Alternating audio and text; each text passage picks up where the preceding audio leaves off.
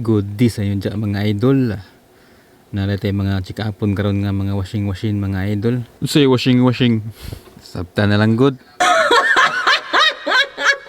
Kay ang kuba dawan ni kay dili ga drain ang kaninga mga washing.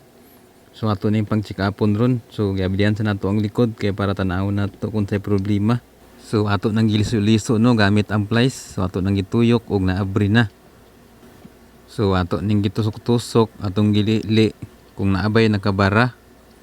So sa atong pagtan-aw wala may nakabara. So ato ning ipag-aasan og tubig kay para sure jud nga makita nato kung gabara ba or wala. So ibig sabihin kay nag-drain man siya. So wala siya problema.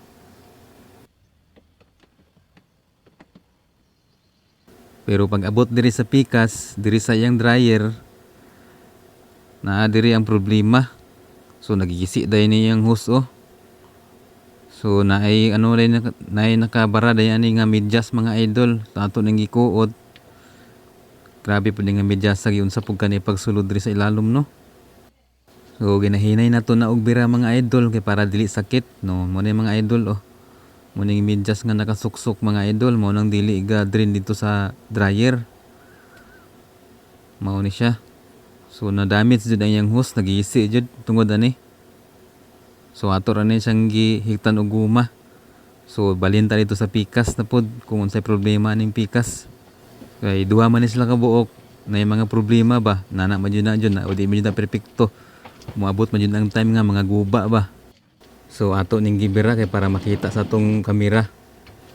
So kung inyong problema, kung namoy mga problema mga idol sa inyong mga washing, ayaw sa ninyo nagipahikap sa lain, ayaw nyo palantaw o patrabaho.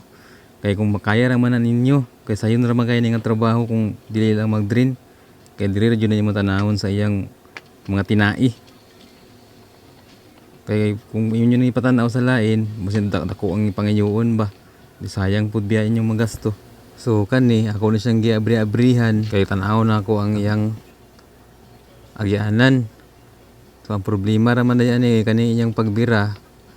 Dili na siya mabira kay naputol na dito sa ibabaw. Maong bisan og saon og sagon-saon og pagtuyok, di na jud sa mudrin kay naputol naman jud ni mga idol no.